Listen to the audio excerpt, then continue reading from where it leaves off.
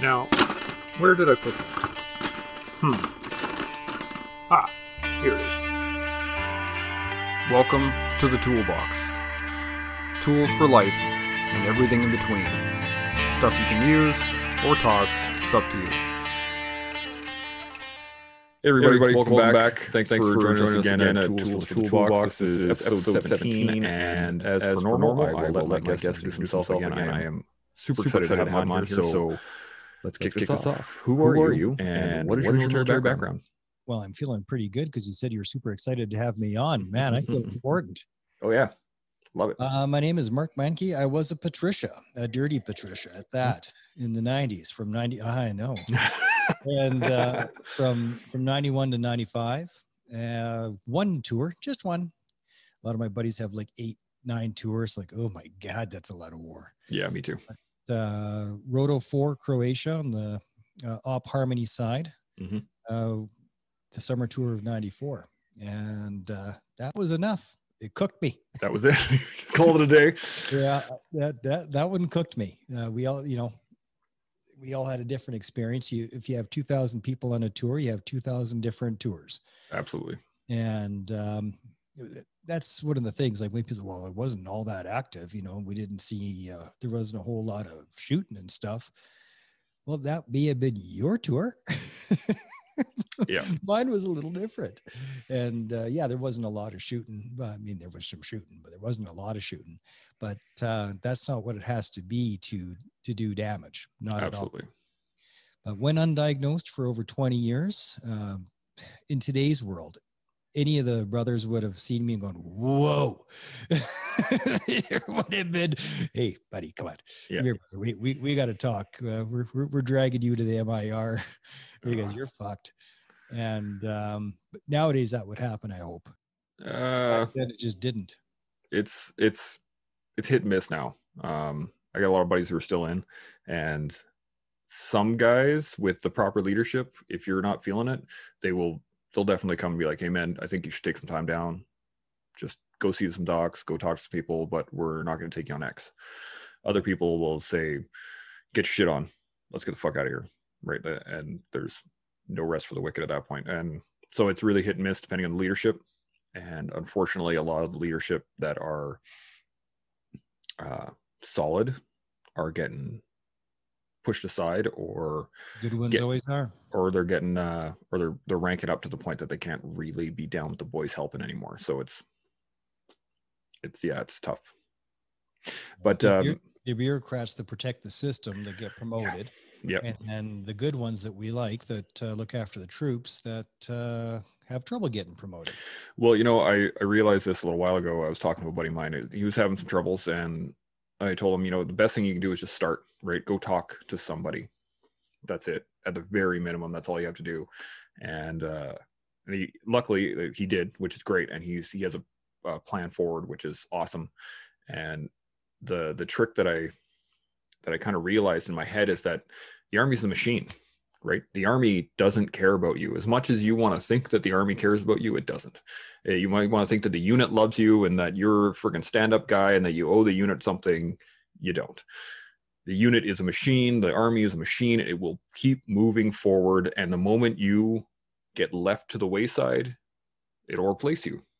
But that's because it has to, right? It is not It works, right? You can't just sit there and go, "Oh my God, why is no one looking after me?" The unit has to keep rolling. The Army has to keep rolling. It's got jobs. Anybody that's seen the whiteboard that's in ops and training in any one of the units knows how busy all of the units are all the time. So if you need a break, guess what? You're going to get left behind for a bit. You can catch up eventually if you catch it early enough, right? But you can't always do that. So you were in for 5 years? 5 years. And now what do you do? Well, at the moment, my passion project is Operation Tango Romeo, the Trauma Recovery Podcast. So after going undiagnosed for over 20 years, and I finally had my meltdown moment, and my wife's hand landed on my shoulder and she said, "Mark, you need to talk to somebody." I went, "Oh shit, she's probably right." And that started the journey. And at the OSI clinic, a guy bumped into me and said, dude, we got this peer support group. You should come out. No, seriously, you should come out to this peer support group. And I was thinking, oh, I don't want to do that. I'm going to sing hands and, or sing Kumbaya and hold hands. Not for me. Yeah. But I ended up showing up, and I'm glad I did. And as it turns out, it is really, really, really helpful, because it helps you see yourself and increase your self-awareness by hearing your story through other people. When other people are saying a story that you relate to, you go, wait a second, that's me too. Yeah. Oh, that's how I am. And that's why that happens. Oh, that's why they think I'm a dick. Mm-hmm. And the self-awareness piece, everybody gets all offended if you say, dude, you got to work on your self-awareness. Fuck you. Yeah. No, it's actually true. Almost nobody has a good level of self-awareness. They think they do, but they don't. And they think it's everybody else is being the dick, but it's actually them. Yep. Like in a road rage incident, when you're screaming at the other guy, it's like, actually, the problem is you and how you're reacting to it. Yeah. The other guy's a dick, but how you're reacting to it is actually the problem, not the person being a dick. Well, there's that quote, was it really bad day, or was it a bad 5 minutes? Yeah. Right. And then is that bad 5 minutes ruining you the rest of the day? Or like, you got to be able to, as you said, it's humility, right? You got to be able to look at yourself and say, I made a mistake, or this person knows more than me, or any other of those types of statements. But it is pure humility to just say, okay, I need to change, or I need to get better, or I need to develop, or et cetera, et cetera, et cetera. One of the biggest barriers to healing is ego. There's no way around it. Without that humility of going, yep, I got a problem. Yep, I am the problem. Ah, shit. Yeah. And if you can't get to that point, you can't heal. Yeah. And it usually you find that point at the bottom of the barrel, or at the under the hard place, right, where the rock is crushing you and you're stuck. And that's where peer support really shines, because it helps you get there faster. And it's not a bad place to be. It isn't. It's a good place to be, because from there you can rebound and you can heal and you can get better. So as the peer support group was going along, and people were like, hey, how do we preserve these lessons? Operation Tango Romeo was born. I built it for the same reason you built your podcast, so that the things that I'm learning in my healing journey, I can share with others. Because where the hell do you go? Well, you go to your podcast, or you go to my podcast. Mm-hmm. And the way Tango Romeo was built now, I think we got 80 some odd episodes in the hopper, and you can go through the show list and pick a modality.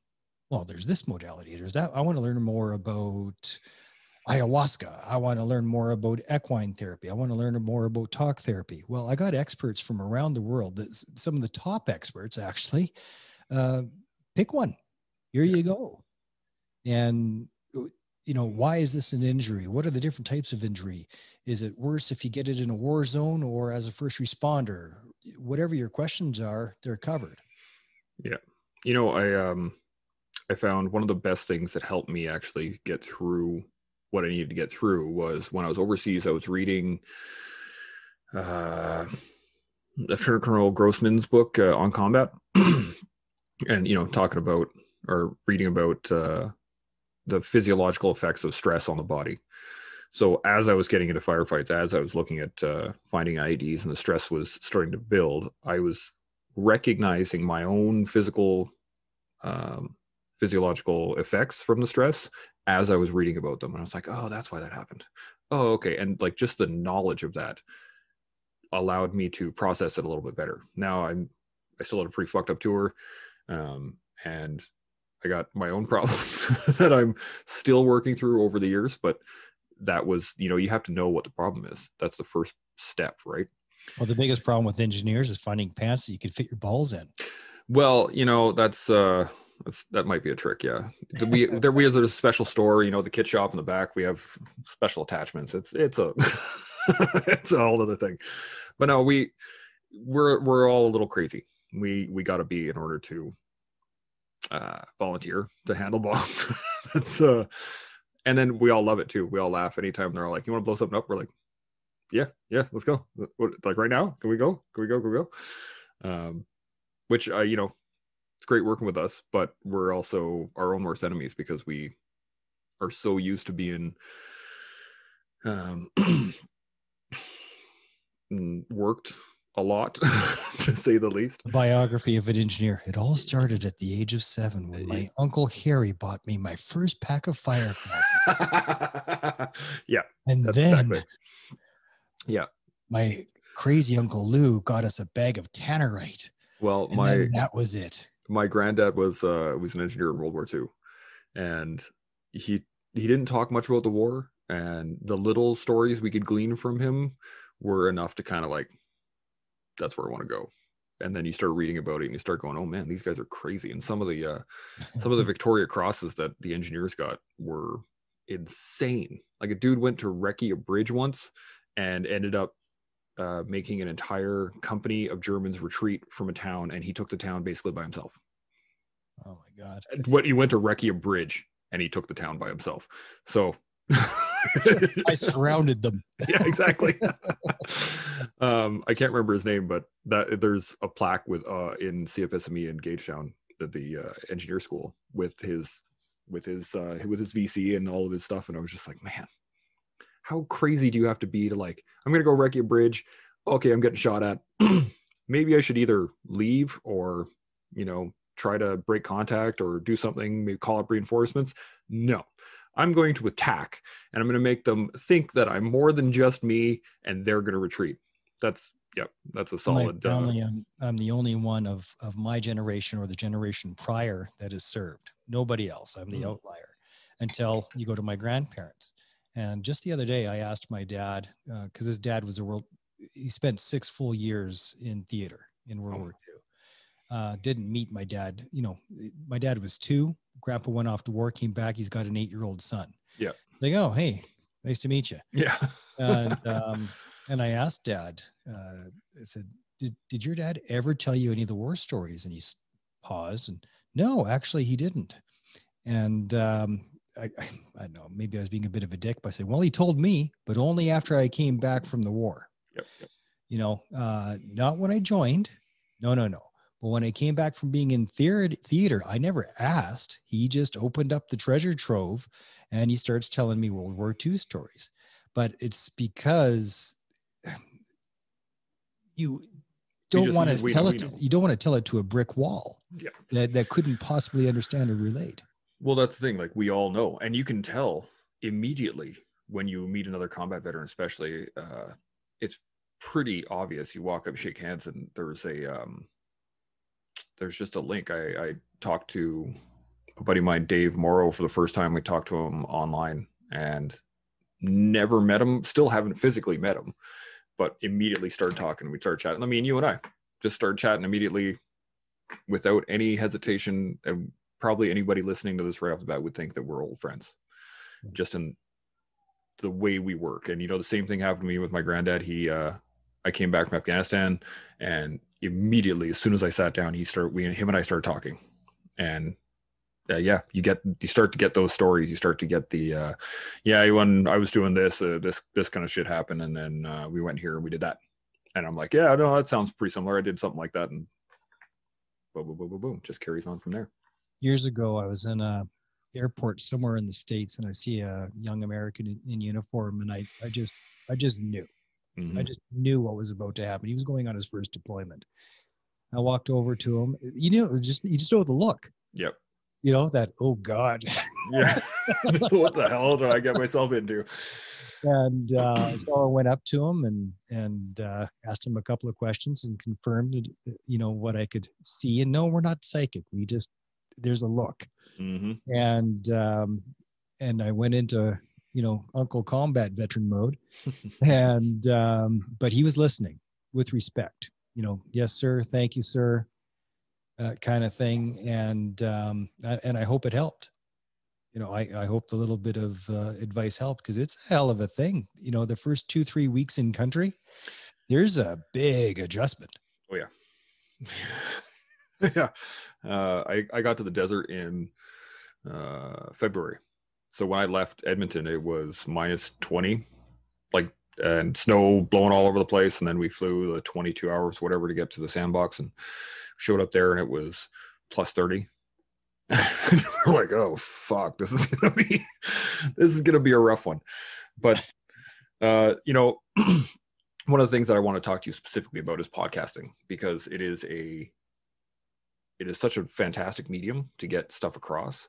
But I think we touched on the key note here being talking, right? Just being able to speak about your experience, speak about either the trauma, or whether it's in peer support, whether it's around people, your brothers having beers, whether it's with your granddad who all of a sudden can now open up to you because you're a combat vet. You know, it is a alleviating feeling to be able to actually speak to somebody and have them know what you're talking about. And I think podcasting especially is fantastic for this, because you and I can chat, but 30, 40, 50,000, 100 million, whatever people can listen to it who have been there and go, yeah, I know what you're talking about. So what led you into podcasting in terms of the medium? It was the sense of, with our peer support group, wanting to scale it. Mm-hmm. You know, at first, it was just to sort of record the lessons for the members of our peer support group. But I thought, well, you know, this is a global this way. And I'll back up a bit. The peer support group would get together for 2 hours every 2 weeks.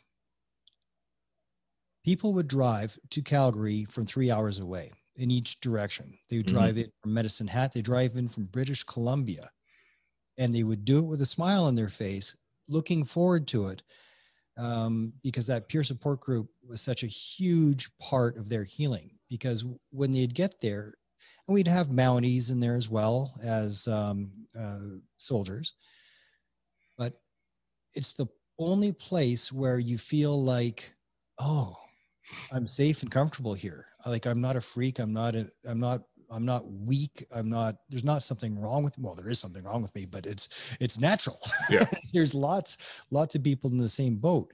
And the reason that a peer support for PTSD, OSI injured veterans is so critical is that we are so douchey to each other. Yeah. We want to be good supporters to each other, but how do you support somebody when you don't understand the injury yourself? You know, you could be injured yourself, but not even realize that you're injured. And then you go into advice giving mode, and it's well-intentioned. It's good-hearted, but you're an idiot. Shut up. You don't know what you're talking about. And people don't know how to listen. They don't have those skills. They weren't taught those skills. And they don't know any better. So you figure that out pretty quick as a veteran once you're out, that, oh, I can't talk to the guys I served with. I can't talk to people that are current serving. Ooh, I'm all alone. I'm isolated. This sucks. And I don't like talking to the civvy therapist because it's a civvy therapist, you know? Yep. So now you've got nothing. And people, when they find a veteran peer support group, it's so relaxing. You can swear and curse and relax and be yourself and tell the most horrible jokes. And it's okay. Everybody else is laughing with you instead of being horrified like most others, you know? Yeah. What the heck is wrong with you? I'm a veteran. This is how we talk. And it's funny. Don't you know funny? This is funny.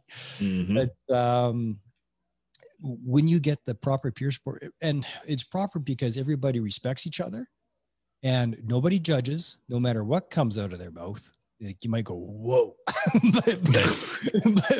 but you don't judge, because we've all got our journeys and we've all got our stories, and it's just a safe place to be. And so I thought, okay, Operation Tango Romeo. Now it's that same veteran, or that same voice rather, is available around the world, 30 some odd countries. And I got letters from England, from Australia, from Ireland, I got listeners in the Kingdom of Brunei, for God's sakes. Nice. They're all over the place. Finland. And it's all people talking the same language, because a veteran's a veteran's a veteran. Yep. If you've been in country, and even if you haven't, and actually I feel so bad for all the veterans who are injured and haven't been deployed, because they just don't get the love of those that have been deployed. Yeah. You could absolutely 100% be injured with an OSI without ever being deployed. Just spoke with a brother yesterday. And I was there when he was injured. It was on a training X, but it was just a can of beans in the fire. I know we don't normally have fires, but it was up in the Yukon, and we're commiserating with the locals, and we were allowed to have a fire for like the first time ever. Yeah. And some dickhead threw in a can of beans, and it exploded, and bean shrapnel got him in the face and took out his eye. Now his eye did survive, but he had the patch for quite some time. Now, the reason that was so traumatic for him is that my brothers did this to me. Yeah. The ones that are supposed to have my fucking back, one of my brothers did this. It's that betrayal. Yeah. And that caused an OSI from a can of beans. So you can never dismiss something just because a 1,000-pound bomb wasn't involved. A can of beans can do the same damage as a landmine, as far as the scars that it leaves. And another guy on that exact same X actually got all drunked up and ended up having half his mustache shaved off and one eyebrow. It happens, right? Yeah. But the sense of betrayal that he felt just freaking wrecked him, and that actually had a bigger effect on him than his 2 tours of duty. Him and I talked later, and I gave him some more perspective because I remember why they did that. It wasn't just because the opportunity was there. There was a reason. And when I explained that reason to him, he went, actually, okay, you know what? Maybe I had that coming just a little bit. Yeah. It's like, this is the way they're communicating with you. Yeah, I was gonna say I can't imagine anybody doing that. Well, I can imagine a lot of people doing that just for fun, but normally on X, that would be done for a reason. It's done for a reason. Yeah. Oh man, it's not even just traumatic instances, whether your brothers did it to you, or that's one for sure. I mean, there's a lot of female members that have trauma based on how they were treated throughout their time while they were in, right? There's still a lot of issues, sexual harassment and all these things, which is horrible and shouldn't happen, but it does. And so there's that kind of trauma. There's sanctuary trauma where you think, you think you're gonna go and get help from somebody and say, hey man, I'm not doing well, and they just go, well, fucking, you're a bitch, right? And so you're now you go from wanting to get help and then having it thrown in your face, and then you don't get help, and then you keep working harder, and then it makes it even worse. So there's all kinds of, we had a guy get struck by lightning. Jesus. Just like out, well, he didn't get directly hit by lightning. The tent he was in, the mod tent he was in, got struck by lightning, and he was standing at a computer. So it went through the tent into the metal poles, through the metal poles into the electrical box that was attached to it, through the electrical line into the computer, and then into him. And but yeah, just like random, out of middle of nowhere on X, we get the no duff. Oh my God, we got to do something. And then we start hearing reports, and it's like, tent got struck by lightning, 3 guys injured, blah, blah, and we're like, oh shit. No one would ever think that would be an issue. I got thrown out of a T-Lab sideways. And I remember I was standing in the family hatch, and then we did a sharp, hard turn, like almost 90 degrees, and I got thrown out the side, and I was hanging over the side of the T-Lab. I had 2 guys hanging onto my feet, and my face was staring as the tracks were just like, oh Jesus, right out of an Indiana Jones movie. Oh yeah. And I'm like, oh fuck, and I'm like trying to pull myself up, and I got my 9 on me, and it was crazy. But crazy shit happens, right? And it's the Army. It's a dangerous job. training, things happen, and you don't need a war to be traumatized based off of what happens. I almost got cut in half by a lav turret. Like, there's a lot of shit that's happened to me, but we don't need to get into that one. The point though is, like, you still have to be able to open up. You still have to talk about it. And every, people whine and complain and like, I'm not going to go talk to some shrink. They don't know what the hell they're talking about. It's like, man, if you had a fucked up car, you take it to a mechanic, right? Like, if all of a sudden you had this weird noise and you couldn't figure out what it was, you would take it to a mechanic. If your computer stopped working, you take it into the Geek Squad or the friggin' whatever computer place you go to, right? Like, it is the greatest thing I've ever heard was somebody called it a brain mechanic. And I was like, yeah, that's what a psychologist is. It's a brain mechanic. They're going to look at something, see what the issue is, and then they're going to work on that. And then they're going to see if that worked. If that didn't work, they're going to work on something else, and they're going to see if it worked. The exact same thing. And there's coaching. There's people that do trauma recovery coaching. Yeah, absolutely. PTSD coaching. I've hung out my shingle as it, but I'm not looking for clients. If one knocks on my door, we'll talk about it. But coaching is different. It's not therapy, but it can be as good or better. It's about the individual, and it's about how comfortable somebody feels. I just published today Richard Pikarczyk Vaca. He was a engineer like you, so little screws loose, and he's turned psychotherapist. So from psycho to psychotherapist, not bad. Seems reasonable. Yeah, seems reasonable. Yeah. But a lot of people, if they're going to reach out for help, they'd feel a lot better talking to a guy that was an army engineer. Yep. Knows a little bit something about diffusing bombs. Like, oh, hey, I could relate to this guy. Oh, and you're a psychotherapist. Cool. So all it takes is a little bit the knowledge, right? And the ability to be comfortable.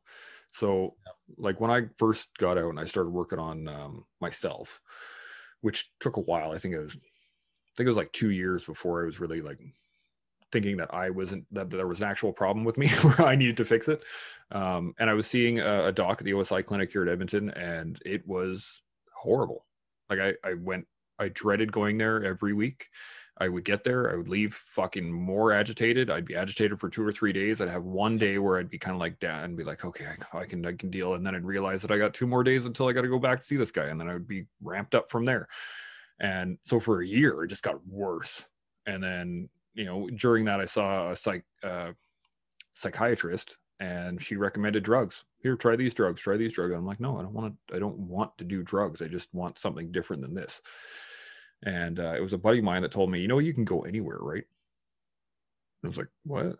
You mean, I don't need to go here? And they're like, yeah, you can just find somebody online. And if they're covered, if they got Blue Cross coverage, they're good to go. And I'm like, oh, fuck, sweet. So on that, let me chime in. The episode just got published today, Richard Pikarczyk Vaca. And if you go a few episodes before that, Matthew Miller. Now, Matthew never served, but he shows up at our peer support groups. He's as good as the civvy can get it. He gets it. And I've gone to him for couples counseling, and dude's got his shit wired tight. Mm-hmm. Like you can feel comfortable going there, and you will actually make progress with Matthew Miller. And again, Richard Pikarczyk Vaca is awesome too. And all the shrinks are doing it by Zoom nowadays. Yep. So mine does too. Doesn't matter where you are. Yep. Which is fantastic. And what I was going to say was this new doc that I went to see, she was my age. She spoke to me directly. She didn't agree with everything I said. She would challenge me on it. And she would just throw it in my face. Be like, no, that, you can't think like that. I'd be like, well, why the fuck not? And she would explain it. And I'd be like, oh, well, I guess that makes sense.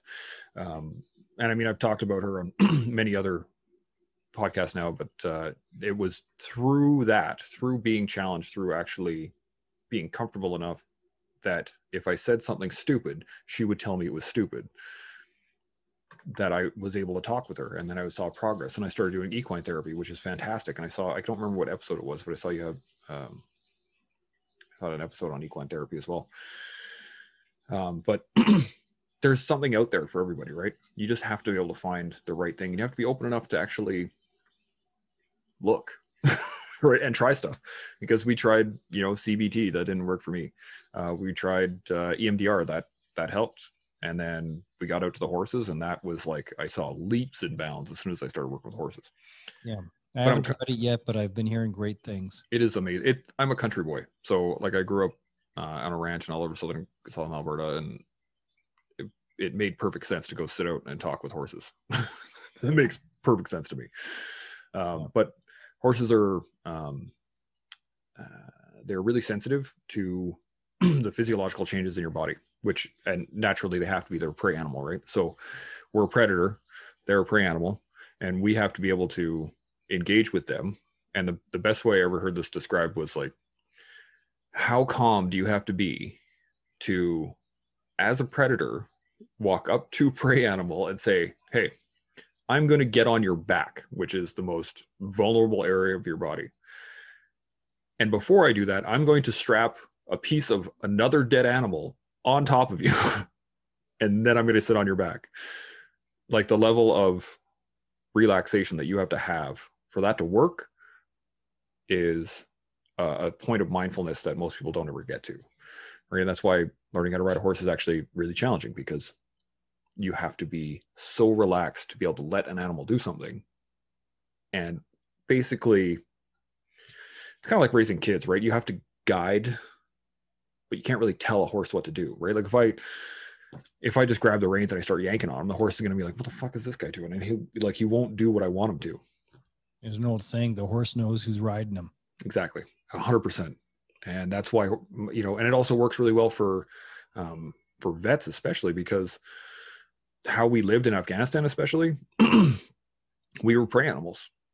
Like, if we were fighting the enemy, that's one thing, right? We're engaging the enemy, boom, boom, boom, boom, boom. That's good. We are direct. We're predators at that point. We're going to go fuck some shit up. But every other point in time, when we're driving around the country, when we're sitting in our base, when we're trying to help out the locals, we're expecting to be attacked. So we have to live as prey animals, which is why we have a lot of trauma issues. And we're meant to be aggressive. And it's very hard to be aggressive when all you're doing is waiting to be blown up. So like we said earlier, there's an attachment between vets, right? You got guys who've been there. There's an immediate attachment. Same thing with the horses. Like, you get out there and you will immediately sense that they know exactly what's happening. So, I mean, I could talk about horses all day, but we can get into that another point in time. The other point that I wanted to make, especially about podcasting, and the actual the oral tradition, what it comes from, you know what I mean? Like, back in the day, you'd have this massive battle, and you'd have these you'd have, at the end of the day, everything would stop, and it'd be nighttime. Okay, everybody, let's go back to camp. We're gonna rack out and we'll start this shit all over again. And there'd be the campfires, and the old grizzled sergeant who'd be there just fucking hanging out, and some random private would be like, man, I saw somebody's head just fucking explode. I hit him with an axe and just, and he was like, oh yeah, that happened to me, battle of fucking whatever, blah, blah, blah. And it was those discussions, the original peer support right around the fire, the oral tradition of stories. And I heard about this great, like, the story of Beowulf in general is, it's a warrior's tale, right? And you're talking about this crazy fucking special forces dude that went around and did some crazy shit. Cool. But that oral tradition is there. And I think this especially kind of recreates it just a little bit. The fireplace is now the internet.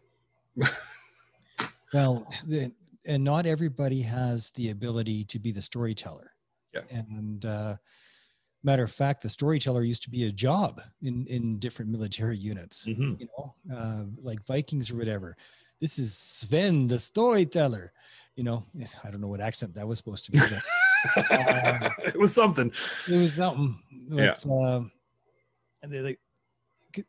because of the oral tradition. So for those of us that do have the ability to orally communicate, here's a podcast, and people appreciate it. If you have the ability to be a good storyteller, it's a great way to share that so that others can participate.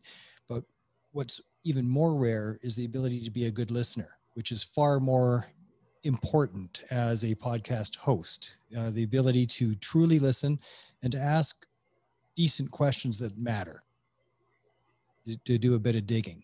Mm-hmm. That's because with the better the questions, the better the answers and the better the conversation. And then the better the episode is for the listeners. Yeah, I agree. One of the major questions actually I was going to ask you was just about that, was what are some of the for me, when I got started doing tools for the toolbox, I was playing around with stuff, and I find having a linear plan, again, I'm an engineer, right? I like plans.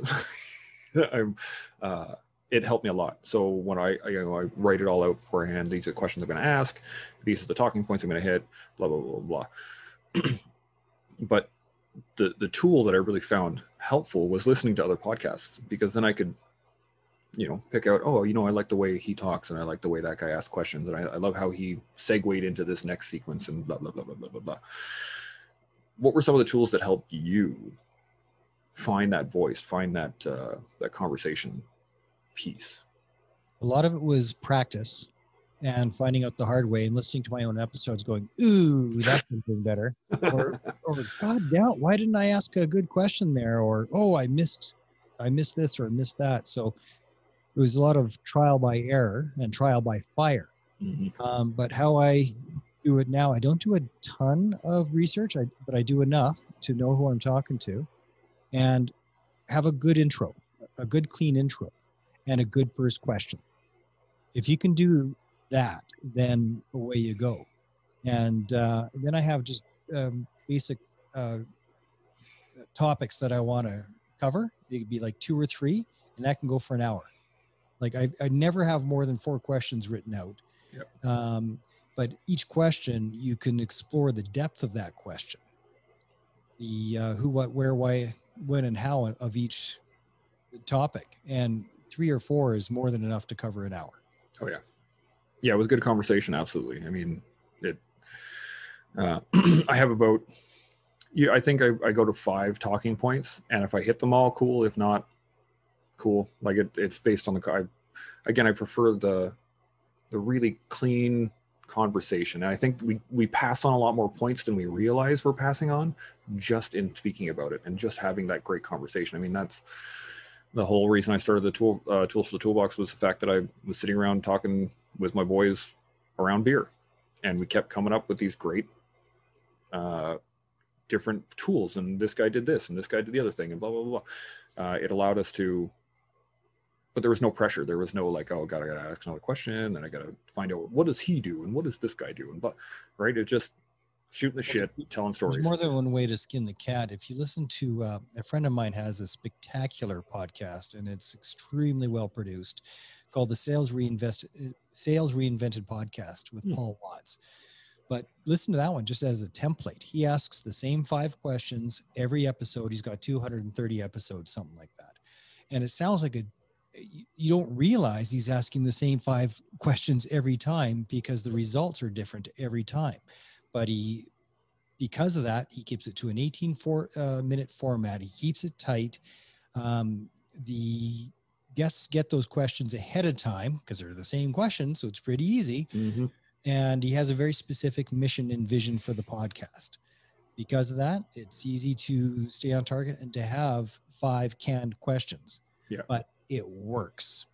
And it's one of the it's one of the top sales podcasts in the world. It's just fantastic. But there's more than one road to Rome, I guess, is the point of that. Absolutely.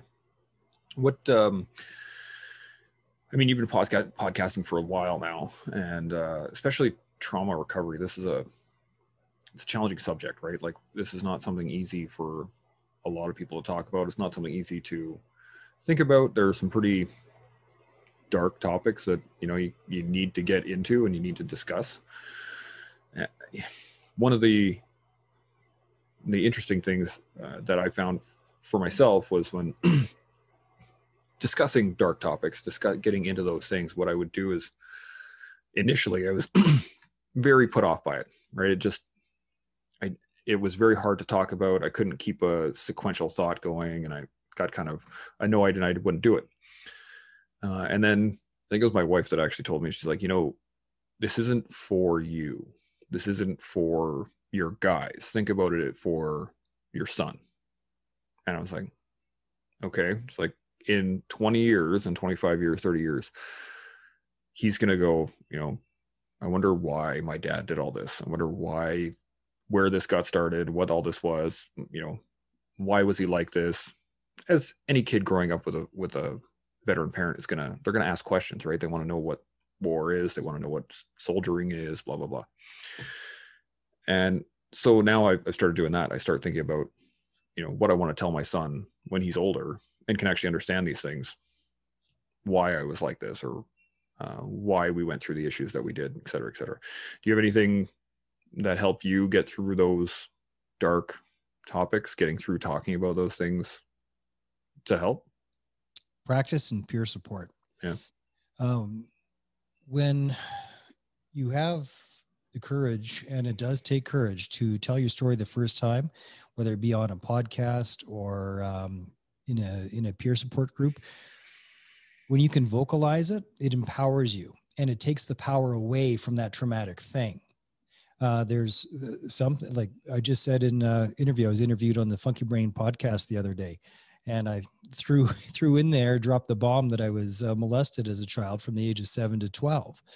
Well, that is something I didn't even admit to anybody out loud until I was about 47 years old.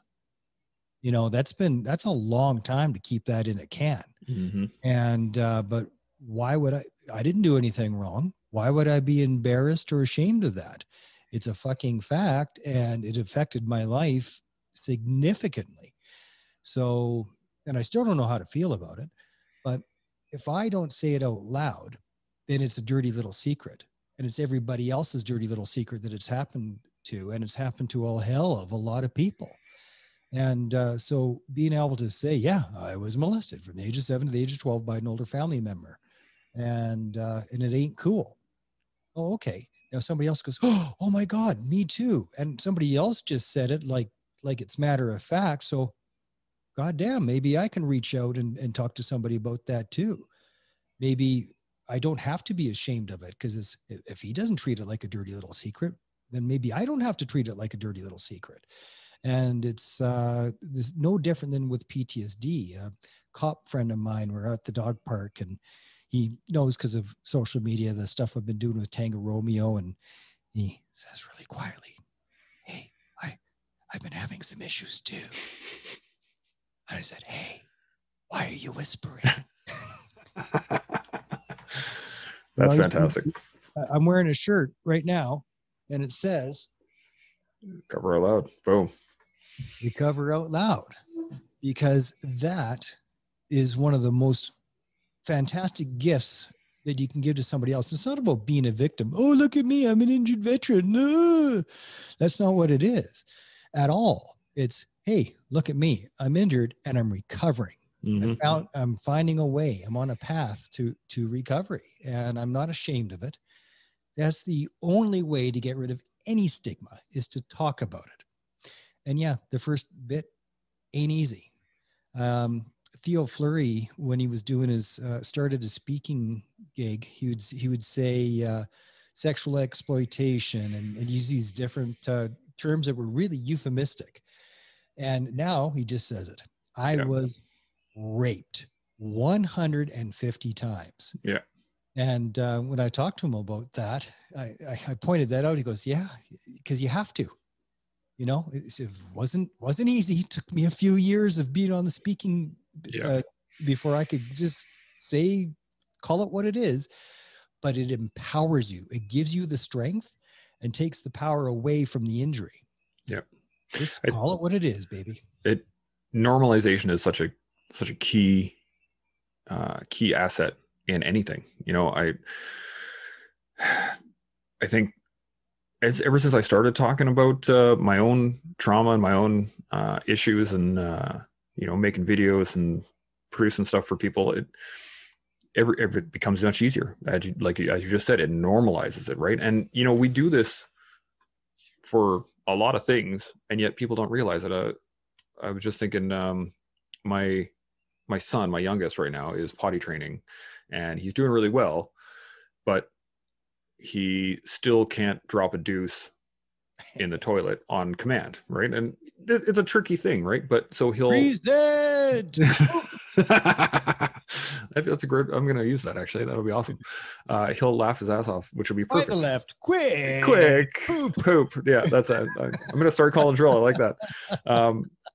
But you know, he'll hold it all night, and then he'll go to sleep, and his body will relax, and he'll drop a deuce in his pull up, and cool. You know, Amber and I are exhausted, and we can't think properly, and we're like, oh god, okay, let's just go clean some fucking another butthole. It's gonna be great. But we never put it on him, right? We don't go, oh, why did you do that? That's not good, blah blah blah. We're like, okay, yep, cool, man, it happens. People, you know, it's hard, you're working, you're trying, cool, let's just move on, we'll get some sleep, and we'll go from there. And it calms him down that much faster, right? Because he feels bad that he did it, because he knows that he's not supposed to, but it happens. It's the same thing with trauma, right? If you are totally normalized about it, if you can sit around and talk with others about it in a normal tone of voice, not hushed tones, not, you know, oh my god, what is this person gonna think, what is that gonna person think? It's just, yeah, I have post-traumatic stress disorder, I have bad days, I have depression, I have anxiety. Cool, right? And like you said, people all of a sudden go, I have depression too. I was depressed for many years. I still am. Like, it is, and as I said earlier, you know, all you have to do is start. And yes, it is very difficult to start. But again, what I tell my sons all the time is everything is hard until you do it enough times that it becomes easy. And we're not always wearing that mask. I mean, you did a piece on the mask, and I had you listen to the piece I produced on the mask, which was fantastic. Thank you.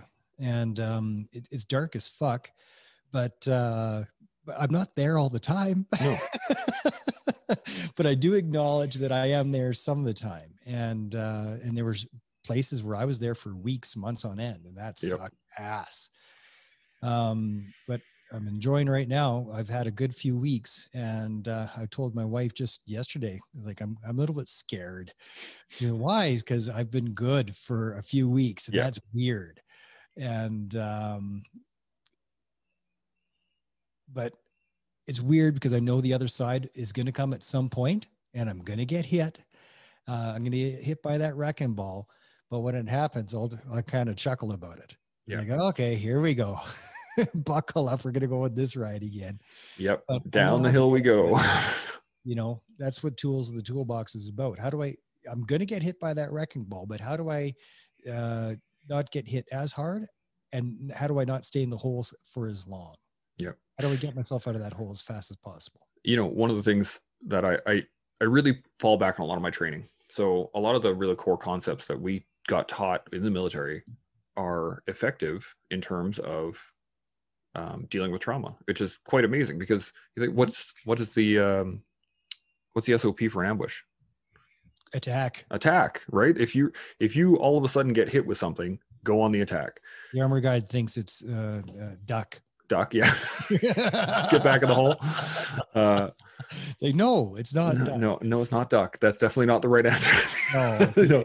You get attacked, you counter that attack with 10 times the aggression. Exactly. And I looked at it in the same way of trauma, right? If I start going through a depressive episode, and I start, sliding down that hill, the one thing I need to do is, like, I got to hit it, and I got to hit it with all the tools I have as quickly as possible, and just hammer that depression. So, I go back into my non-negotiables, and I gotta make sure I hit the gym, and I gotta make sure I hit the shower, and I gotta make sure that I have all these key things I can hit, so that depression doesn't last, right? Yeah. It's not going to kick my ass every day. It might do it most days, but there's going to be days that I can fight back, and there's days that I can work on it. So a lot of the stuff that I deal with personally, I try to liken it to training, right? There's so much we know. And one of the tools, I don't know if I've mentioned it to you, but episode 71, give her a listen. It is a tool that the toughest part when you are hit by depression, you don't want to move, but you have to move. You have to get your body moving to beat it. But that's the one thing you don't want to do. You want to crawl in bed. Mm-hmm. So there's there's another way to get enough juice to get to the gym. It's an app on your phone, and it might sound stupid, but it's not. It's called entrainment therapy, and it's MMS Medical Solutions. The link to get your app, it's a free 7-day trial, is on episode 71. It's in the show notes. It's a link. Try it for free, and away you go. And for veterans, I think it's only $5 a month after that, and $10 a month for the rest of the world. But shit, that's some cheap therapy, but it works. I got, you used the term no duff earlier. There's Dean No Duff Owen, a veteran advocate in the UK, and like me, suffers from nightmares freaking incessantly. He said, "What is this magic voodoo? What the hell?" He's been using the app and it works. Yeah, it's amazing. About it online.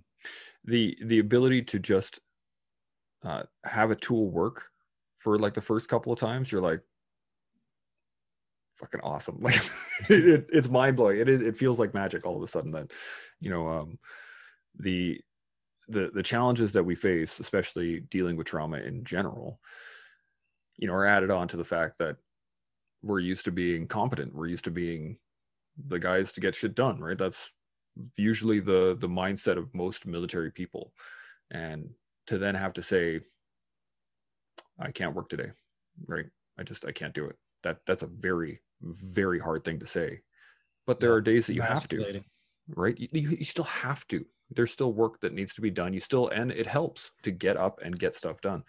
But you have to be able to take time and say, no, I need today, or I need 20 minutes. Some of the things in the military that has been figured out for a very, very long time, whether it be by accident or whether it be by they were, making penicillin by accident, but there are some very, very good parts of the military that if you revert back to them, you will find good for your mental health.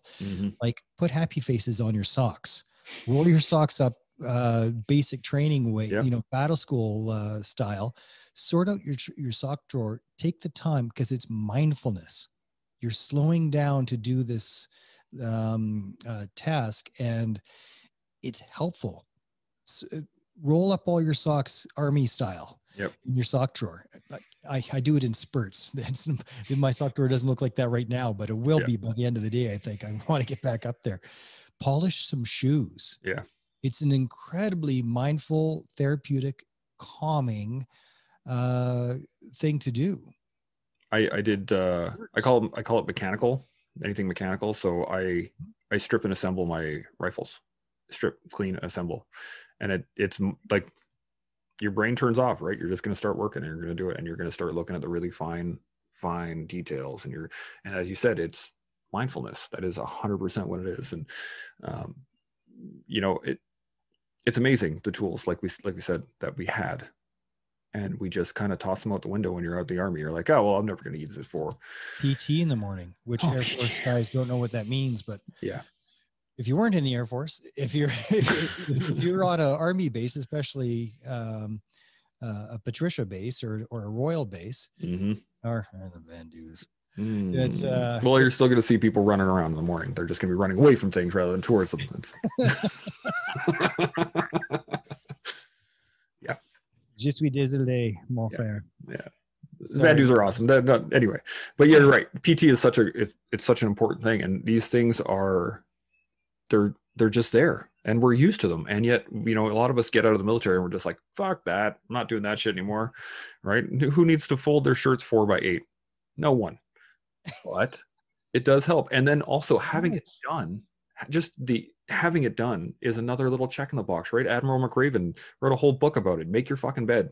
Make your bed in the morning. Another one, and I heard Bob Proctor talking about it, one of the self-help gurus. But if you're feeling cluttered and stuck and you just can't, you just don't know where to start in your garage and sort out your garage. Clean it out. Clutter is a brain killer. Physical clutter in your house or even in your garage, even though you don't see it, having it there shuts you down. Get your garage organized. If you have tools, organize them.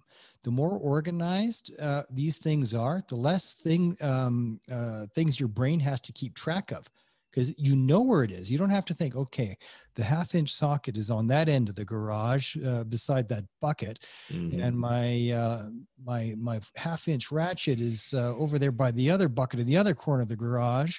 That's a lot of data that you got to keep track of. Stop it. Organize it all. Get that. It's like defragging your hard drive. Yeah. You know, instead of having stuff all over the damn place, consolidate it, organize it, and something like organizing your everything. Keep things minimalist. Get rid of clutter. That does so much for your mental health. It's not even funny. Mm-hmm. It's a I like to do this. I grew up doing this. And my house gets really dirty, and then all of a sudden I'm like, I'm gonna clean. My parents did this all the time. Where it was like a day or a day and a half, and we would clean the house top to bottom, right? And everything would have a place, and everything would get there, and we'd be able to, get rid of some of the shit we don't use, and we can actually do it without emotionally stumbling upon it and being like, oh man, I remember this. I have a use for this later, and then it adds to the clutter, right? But when you're just in that mindset, you're like, I'm gonna fucking clean this place out. It's fantastic, right? You have a mission. I need to clean the garage. Boom. First thing that most military guys, right? I have a mission. I'm going to clean that garage. And then you start, and this is the other tool that the military taught us, break it down, right? You don't look at the whole garage and go, oh, fuck, I can't do this whole garage by myself. This isn't going to happen. No, you start. An elephant. Exactly. One piece at a time. You just section it up. Okay, I'm going to start here. I'm going to fix my tool wall. Once that tool wall is done, you won't even realize it. You'll be moving on to the next section, and then you'll fix that. And it'll be like, okay, well, if I got to do this, I'm going to do this first. And then you jump into that thing. And it's those tools, those things we have are all given to us in the military. We just have to learn how to, shift them. How do I use it on this particular issue? And, going back to podcasting with this is how it begins. Right? This is when I was an instructor. This is how I teach people. I say, this is what we're going to do. I'm going to show you how to do it. Boom, show you. Boom, this is it. Now you do it. And I watch. Okay, yeah, good to go. All right, move on to the next thing. This is what we're doing. We're just teaching that next generation. And I always loved the one thing I don't get with podcasting as much is the aha moment, is what I called it. And when you have a recruit and he actually grasps a concept. See the light bulb go on. Yeah, and you can see it in their eyes. You're like, boom, he's got it. Perfect. But that's what I'm hoping I can give people, right? That's what I'm hoping that, I share stuff of yours, I share stuff of other people's, and I try to make sure, like, here it is. The information is right here. But I can't make anybody do it. No. Right? I just have to give them the tool. Here you go, man. How do you make it work? I sure appreciate you having me on today. Oh, brother. Man, this is fantastic. We're just a little bit over an hour here, and this has just been a great conversation. I can't thank you enough for being on here. Do you have any final points before we kick this off? No, sir. Actually, I don't. Other than tune in to Operation Tango Romeo, the Travel Recovery Podcast, on all your favorite podcast platforms. Nice. That was a good hit, man. For those that don't know you, where can they find you and your fantastic podcast and your social media? Where do they go? On all your favorite podcast platforms, Spotify, Apple, Google Podcasts, Anchor.fm is where the primary upload point. Yep. And if you just Google Operation Tango Romeo, there's so many platforms, it's silly. Right. But there's a Facebook page, there's a LinkedIn page, really, really easy to find. And actually, probably the easiest is operationtraumarecovery.org. That's operationtraumarecovery.org. And from there, you can pick your platform, and that's the main website where you can read a bit about what we do, read some testimonials from people that have found great relief. There's even words like, you saved my life, which I don't believe, but that's what people are saying. Well, and so it's pretty cool. That's fantastic, man. Again, thank you so much for being on here. I can't wait to have you on again at some point, because I think there's a lot more that you and I could talk about. Roger that. That concludes this episode of The Toolbox. I want to thank you for listening. I hope you were able to use some of the information that was offered. I want to thank all those putting it on the line for us every day. Military, veterans, first responders, and public servants. Keep up the good work. I look forward to bringing you more tools for your toolbox. And until next time, stay open, stay humble, and stay focused. Chimo.